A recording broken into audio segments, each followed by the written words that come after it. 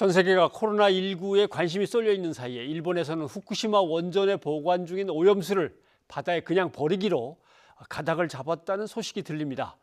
예상되는 피해는 어느 정도일지, 도대체 우리는 어떻게 대처해야 되는지 오늘 에너지 전환 포럼에 양희원영 사무처장이 지금 나와 있습니다. 어서 오십시오. 네, 안녕하세요. 네. 이 문제와 관련해서 이제 피켓 시위도 하고 할 때 거기 있던 게 기억납니다. 방사능에 국경이 없고 바닷물에도 국경이 없다. 그렇죠. 근데 제일 궁금한 거는 정말 일본이 저렇게 버려버린다면 네. 우리 바다 또 우리 토양에는 어떤 영향이 올까 이거입니다. 영향은 오겠지만 예. 그게 심각한 영향은 아닐 걸로 예상을 하는데요. 왜냐하면 바다가 워낙 바닷물이 많으니까 넓고, 태평양이 예, 넓으니까. 어. 그래서 처음에 후쿠시마 원전 사고가 났을 때는 아무런 차단막이 없을 때 바다로 막 방출이 됐었거든요. 예. 그때도 이제 태평양을 돌아서 그때 알래스카도 그리고 미국의 그 캘리포니아 해안도 다 예. 검출이 됐어요. 그리고 우리나라도 방사능 오염도가 좀 높아지긴 했는데 그래도 관련한 수산물이라든가 이런 데 예. 오염은 거의 발생하지 않았기 때문에 그런 피해는 크지 않을 거라고 보여지지만 근데 문제는 이제 일본 연안의 예. 문제인 거죠. 일본 연안의 어민들은 지금 굉장히 크게 반발을 하고 있죠. 오염이 불보듯 뻔하니까요. 예. 예. 결국은 이런 일이 계속 벌어지고 일본이 한번 버린 것이 허용된다면 또 계속 버릴 수도 있는 것이어서 네, 걱정은 네. 이제 점점 많아지는데요. 지금 뭐 일본은 2045년까지 이 폐로를 다 완성하는 것이 일본의 부흥의 기본적인 조건이다 이렇게 예. 생각을 하고 있어요. 그래서 그걸 목표로 하고 있기 때문에 45년까지 이 방사능 오염수라든가 모든 문제가 다 해결된다. 근데 그렇게 세팅을 해놓고 예. 그렇게 이제 오염수도 버리려고 생각하는 거죠. 그런데 그게 그렇게 될지 예. 알 수가 없는 겁니다. 계속 이렇게 유출이 될 수도 있는 거니까. 뭐 어떻게든 처리하기를 간절히 바라는 건 사실인데 네, 네. 그걸 바다에 버린다든가 남의 나라에 피해를 준다든가 예, 예. 공해상에 뭔가 문제가 네, 생긴다든가 이러면 이제 곤란하겠죠. 예, 예. 자, 일본 경제산업성 이제 산하에 네, 네. 아마 이 처리를 위한 전문가 예. 소위원회가 있는 모양입니다. 네, 네. 거기에서 이렇게 최종 보고서로 네, 네. 바다에 버리십시오라고 권고안을 내놨다는 것인데 이게 실제로 어느 정도 효력 있고 어떤 절차를 거쳐야 되는지 그것도 궁금하고요. 정부의 결정이 아니라 예. 어디까지나 이제 자문을 위한 그 산하 삼중수소 소위원회라는 데가 있는데 예. 거기서 벌써 2016년에 한 5가지 방안에 대해서 예. 각각 비용이 얼마나 들고 어떤 방안이 있는지 제시를 한 바가 있어요. 근데 예. 그중에 해양 방출이 가장 저렴하다고 예. 하면서 이 현실적인 방안이 아니겠냐라고 이제 권고를 한 게 현재까지 상황이고 예. 이것을 일본 정부가 어떻게 할 것인가 이게 지금 남아 있는 거죠. 네. 근데 기사를 보니까 왜 바다에 버리려고 그러는데 설비 운영이 편리해서 예, 또는 예. 뭐라더라 감시 체제 구축이 용이해서 네. 근데 사실은 비용이 싸기 때문입니까? 네, 제일 싸죠. 그때 5가지 안이 제시가 됐는데 네. 첫 번째가 지하에 매설하는 안. 아, 파묻는다. 네, 지하에 예. 매설하는 안. 그리고 지층 주입. 이건 굉장히 깊게 한 2.5km 주입이라고 하는 거죠. 네, 주입이죠. 그거는 사람이 들어갈 수는 없는 거니까. 예.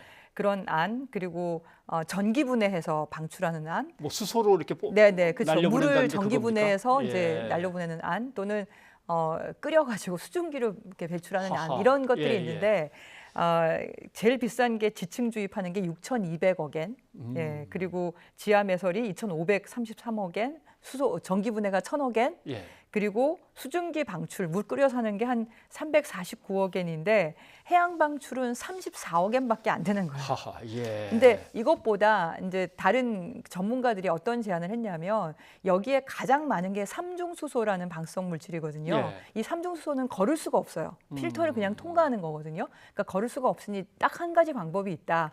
얘가 절반으로 줄어드는 스스로 핵붕괴를 해서 예. 절반으로 줄어드는 시간이 반감기라고 하는데 예. 12.3년이에요.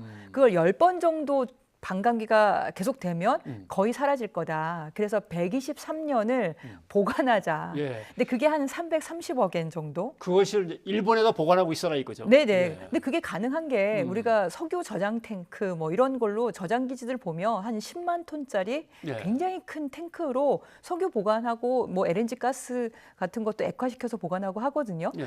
그래서 그런 걸 한 10만 톤짜리를 한 뭐 열 몇 개 정도 지금 현재 118만 톤이 현재 있다고 얘기를 하니까 그리고 앞으로도 한 137만 톤까지는 지금 보관한다고 얘기를 하는데 예. 그걸 이렇게 보관을 하면 그러면 그게 현실적으로는 가능한 방안이 아니겠나. 예. 방사능 물질이 많이 줄어드니까요.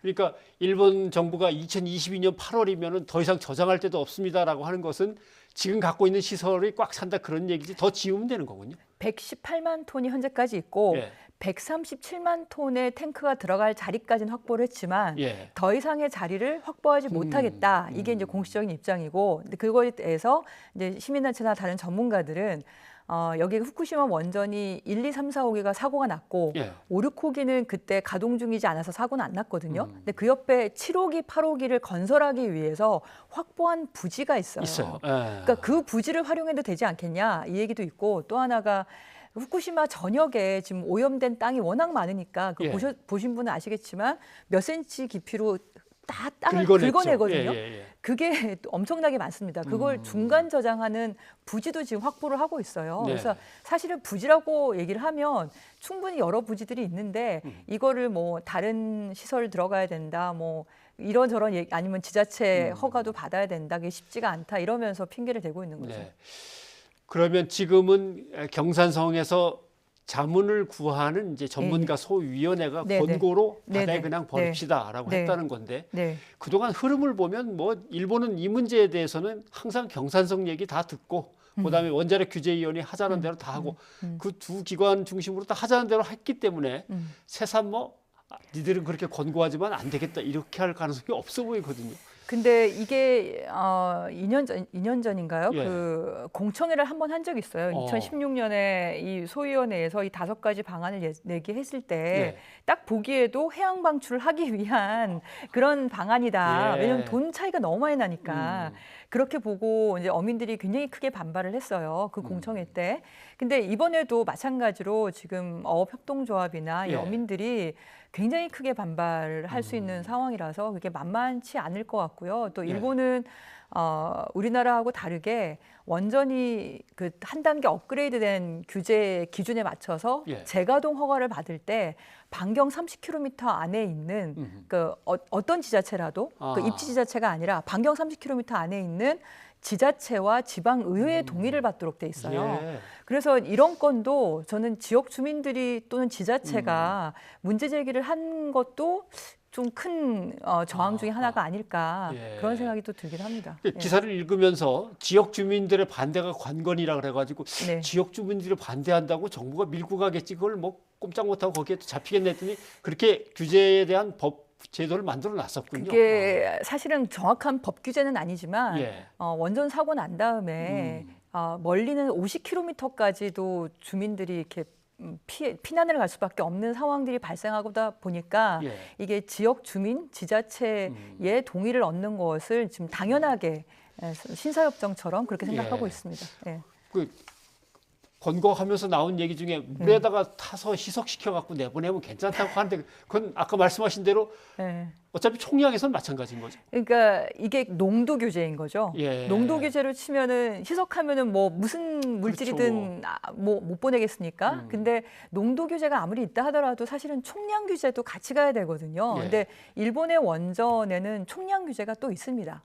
이게 보안 규정이라고 해서 그러니까 실제로 원전은 가동 중에도 방사성 물질이 나와요. 예. 조금씩 나오는데 이게 문제가 생기면 다량으로 배출되겠죠. 그래서 그거를 기준을 딱 잡고 있어요. 얼마 이상은 내보내면 안 된다. 예. 근데 지금 같은 이런 사고까지 생각하진 않았겠지만 그랬을 때 지금 후쿠시마 원전이 비둥수용이라고 이제 끓는 물 보일러인데 예. BWR이란 보일러에서는 연간 22조 베크렐 이 정도를 총량 규제를 하는 걸로 이미 자체 규정으로 있어요. 근데 예. 여기에 따르면 지금 1000조 베크렐 이상 있거든요. 근데 22조 베크렐 매년 희석을 그렇게 해서 총량으로 나가면 이 몇 년이 나가야 됩니까? 50년 이상이에요. 예. 그러니까 이것도 사실은 자기들 이미 있는 규정에 따라서 가면 또 쉬운 방법은 아니죠. 희석한다고 다 되는 문제가 아닌 겁니다. 알겠습니다. 네. 후쿠시마 이제 그 연안에 주민들이 그렇게 반대한다면 시민 사회에서 나름대로 양심적인 운동 세력들과 힘을 합쳐서 어떻게든 정부의 저 움직임을 막아낼 수는 있을까요? 보시기 어떻습니까? 저는 사실 지금 중국은 아직도 일본의 모든 식품과 사료를 수입 금지하고 있어요. 예. 근데 우리나라는 수산물만, 그것도 후쿠시마 현 주변 8개 현만 금지를 하고 있잖아요.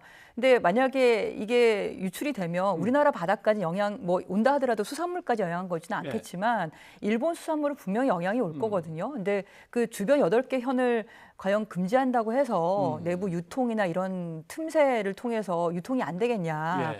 그리고 이제 킬로그램당 50베크렐을 이제 기준으로 삼아서 그 이하로 자율적 규제를 한다고 하는데 실제로 그런 방사성 물질은 아예 검출이 안 되는 게 맞거든요. 예. 근데 우리나라에도 뭐 원전 주변에 검출된다 하더라도 몇 베크렐이지 뭐 몇십 베크렐은 그거는 참 많은 양이에요. 예. 그래서 그런 것이 우리나라에 들어오는 것을 막아야 되지 않을까. 그러면 사실은 지금 8개 현 수산물 수입 금지 조치를 좀 더 확대를 할 수밖에 없다라고 일본에게 얘기를 해야 되는 거고 그래서 저는 특히나 이번 올림픽 전에 예. 이 올림픽을 부흥의 하나의 수단으로 삼고 있으니까 좀 책임 있는 자세로 그 답을 얻을 수 그래야겠죠. 있도록 국제적인 기구와 협의하는 게 지금 중요하지 않을까. 큰 문제입니다. 아무튼 예. 근데 우리도 잘 되고 있는지는 좀 겁이 납니다.